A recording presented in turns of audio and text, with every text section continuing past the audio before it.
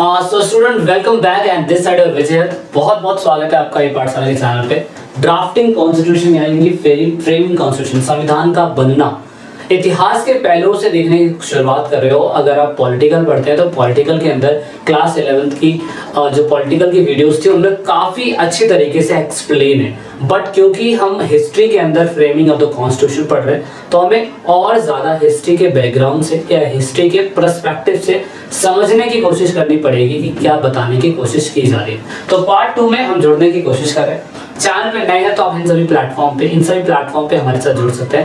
Instagram, Facebook page, Twitter और Telegram, every place you can get updated. तो जरूर इन सभी के साथ जुड़िएगा।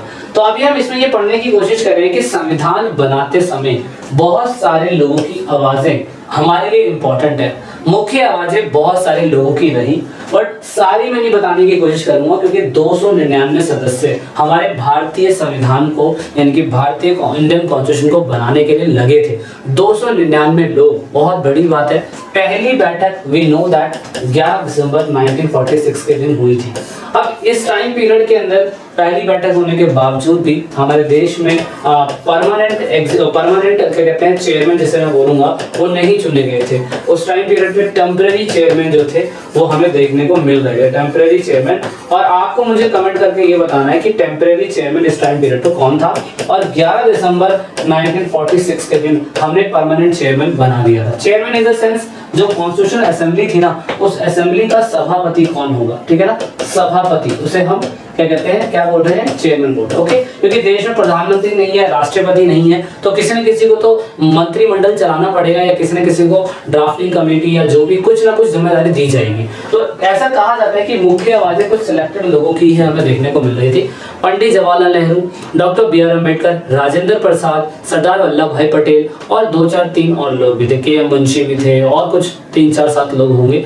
गांधी जी नहीं थे, ऑफ कोर्स वो तो राष्ट्रीय पिता बने थे तो उनकी एडवाइस ही जरूरी थी, लेकिन वो ऑफिशियली बिहाफ पे किसी भी चीज के सदस्य नहीं बने थे। अब मेन बात ये चीज थी कि संविधान सभा में मुख्य आवाजों में से सबसे इंपॉर्टेंट आवाज जो बोली जाती है डॉक्टर बी आर अम्बेडकर की।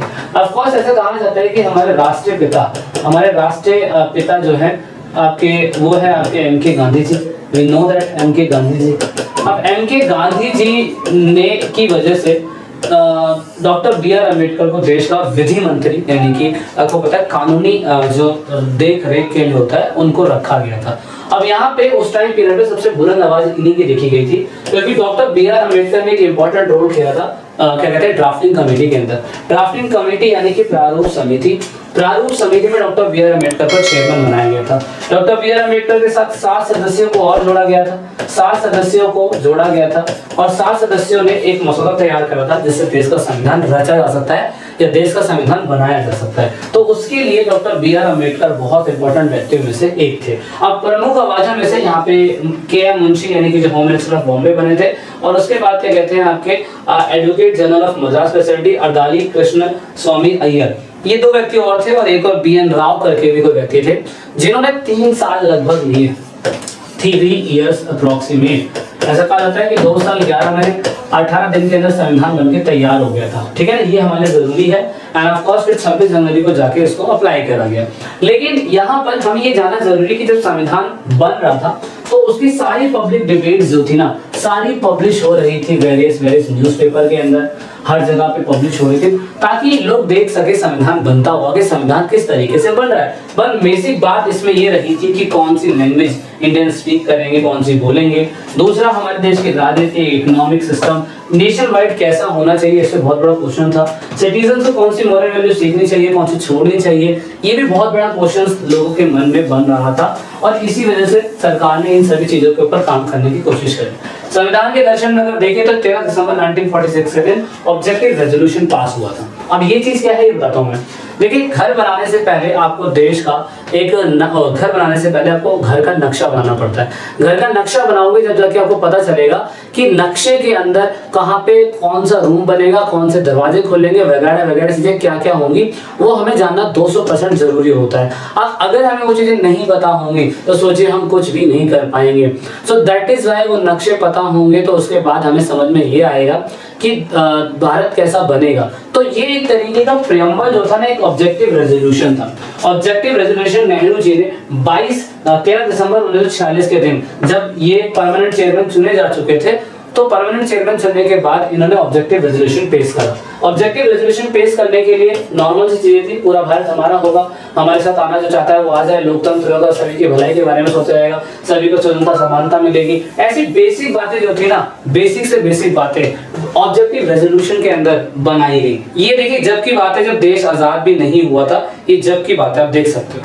अभी जब की बात है, देश आजाद नहीं हुआ है फिर भी ये चीजें हो रही है, तो उसमें कितनी बड़ी बात है कि हमें ये देखने को मिल रहा है कि यार ऐसी चीजें हो रही है। उसके बाद ऑब्जेक्टिव रेजोल्यूशन को माना जाता है कि 22 जनवरी 1947 के दिन इसको अपना लिया गया था। ऑब्जेक्टिव रेजोल्यूशन यानी कि प्रेम्बल था, जो आपकी इस बुक की किताबों में सबसे शुरू में देखने को मिलता है। 13 दिसंबर 1946 के दिन हम लोगों ने ऑब्जेक्टिव रेजोल्यूशन पास करा था, लेकिन 15 अगस्त 1946 के दिन हम लोग आजाद हो गए थे और 29 अगस्त 1947 के दिन हम लोगों ने ड्राफ्टिंग कमेटी बनाई थी। अब ड्राफ्टिंग कमेटी हम लोगों ने बनाई थी, तो ड्राफ्टिंग कमेटी के हेड फिर आपको पता है डॉक्टर बी आर अम्बेडकर थे, और डॉक्टर बी आर अम्बेडकर थे तो उन्होंने 2 साल 11 महीने 18 दिन के अंदर अपना पूरा का पूरा संविधान बना के तैयार कर दिया था। यानी कि उनको एक फॉर्मेट मिल गया था, डॉक्टर बी आर अम्बेडकर को एक फॉर्मेट मिल गया था ऑब्जेक्टिव रेजोल्यूशन।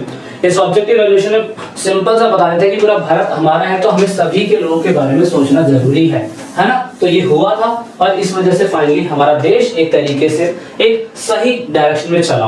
उसमें हमने सोवरेन रिपब्लिक की बात करी, कहा कि किसी से पूछने की जरूरत नहीं है, सारे सिटीजन्स को इक्वालिटी, जस्टिस और क्या कहते हैं फ्रीडम मिलेगा, इसकी गारंटी प्रियम्बल देता है, तो आपका संविधान भी देगा। और इसमें सेफगार्ड, सभी के सेफगार्ड के बारे में, चाहे वो माइनॉरिटीज ग्रुप के लोगों, बैकवर्ड क्लास के लोगों, सभी के बारे में समान सोचा जाएगा। तो ऐसा कुछ देना, एक महत्वपूर्ण संकल्प देना भारत में बहुत ज्यादा जरूरी था, जिसकी वजह से हमारा संविधान का निर्माण हुआ और 15 अगस्त 1947 के दिन इंडिपेंडेंस डे मनाया गया। अब मेन बात ये थी कि जितने भी कॉन्स्टिट्यूशन मेकर्स थे वो देश तो नहीं चलाते, बस संविधान बना रहे थे, क्योंकि ना तो कोई प्रधानमंत्री था, ना तो कोई राष्ट्रपति था, लेकिन थे तो चेयरमैन थे, टेम्परेरी चेयरमैन थे और कुछ एमपी जो 10 या 12% के लोगों के द्वारा चुने गए थे। लेकिन ऐसा कहा जाता है कि लोगों की इच्छा यही थी कि फाइनली देश की अंतरिम गवर्नमेंट तो बने, तो देश की अंतरिम गवर्नमेंट की लीडरशिप संभाली थी जवाहरलाल नेहरू ने, आप देख सकते हो।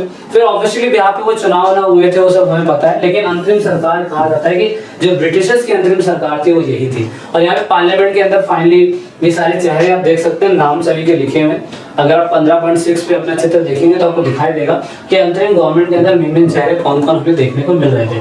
लेकिन मेन बात ये थी कि सोमनाथ लाहौरी एक व्यक्ति थे जो उस समय कॉन्स्टिट्यूशन असेंबली के अंदर ही थे। उन्होंने कहा था कि अगर आप पूरी तरीके से ब्रिटिशर्स को निकाल फेंक रहे हैं, पूरी तरीके से ब्रिटिशर्स को निकालना चाहते हैं, खत्म करना चाहते हैं, तो आप क्या कहते हैं, ब्रिटिशर्स के द्वारा बनाई गई पार्लियामेंट या ब्रिटिशर्स के द्वारा बनाई गई कैबिनेट को क्यों मंजूरी दे रहे हैं? क्योंकि हमने जो भी सिस्टम ये बनाया था, जिस तरीके से संविधान बनेगा, वोटिंग सिस्टम होगा, वो सब तो हमें अंग्रेजों ने ही तो दिया था। तो इसीलिए सोमनाथ लाहौरी कह रहे थे कि हमें अगर इंपीरियल इन्फ्लुएंस से निकलना है, यानी कि हमें शाही प्रभाव से निकलना है, तो हमें ये जो कैबिनेट हम लोगों ने बनाई है, इस कैबिनेट को खत्म करके अपनी खुद की कैबिनेट बनानी पड़ेगी। ऑफ कोर्स बाद में आजादी के बाद हमने जब इलेक्शन किया था तो हमने बनाया था। We also understand this. अब यहाँ पे कॉन्स्टिट्यूशन असेंबली के अंदर सारे एस्पिरेशन और सारी चीजें ये कही गई थी कि आजादी से पहले भी लोगों ने बहुत सारे योगदान दिए थे स्वतंत्रता के लिए, समानता के लिए, जस्टिस के लिए। जैसे कि हमने क्या कहते हैं, जो आपका सोशियोलॉजी सब्जेक्ट जो मैं पढ़ा रहा हूँ चैनल के ऊपर, उसके ऊपर मैंने पहले भी बता दिया था कि हाँ ऐसा ऐसा हो रहा था।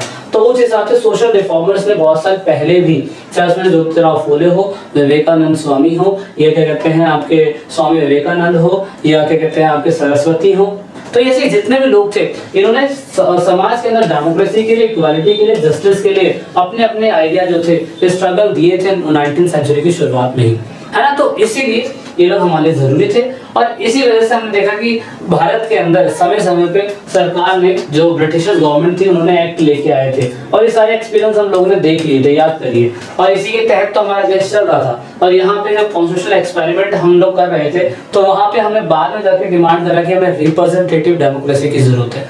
इसीलिए क्योंकि हमें 1919 का एक्ट पता है, 1909 का पता है, 1935 का पता है, 1946 का पता है। इसी के एक्ट के तहत तो कैबिनेट मिशन भारत में आया था, ये भी अंग्रेजों का ही था। तो ये जो इंडियन इंडिपेंडेंट एक्ट था, ऐसा कहा जाता है कि इसके थ्रू ही हमें आजादी मिली। तो फिर बाद में हमने अपना संविधान बनाया, तो ये चीजें थी। और इसके बारे में हमने पहले भी पढ़ लिया था कि 1919 के अंदर 1919 से लेकर 1909 के बीच में इस टाइम पे मिंटो मुंडो रिफॉर्म आया था, जिसमें कहा था कि सेपरेट इलेक्टोरल पॉलिटिक्स होगी और इसमें 10 से 15% जो लोग होंगे उन्हें ही राइट्स मिलेगा। तो 1937 के अंदर भारत में पहली बार इलेक्शन हुआ था और इलेक्शन होने के बाद ये डिसाइड करा गया था कि हाँ इलेक्शन होगा। इलेक्शन होने के बाद कॉन्स्टिट्यूंसी बनाई गई थी, मुस्लिम वोट्स और ये सारे वोट्स हुए थे।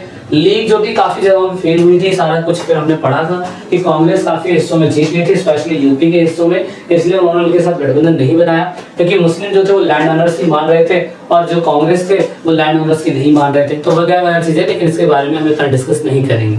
हम वीडियो के अगले पार्ट में पढ़ने की कोशिश करेंगे कि और कितनी सारी चीजें हमें देखने को मिलती है। ठीक है, तो this is it in this video. Thanks for watching the video till the end. Let's meet in the another class. जय हिंद, जय भारत।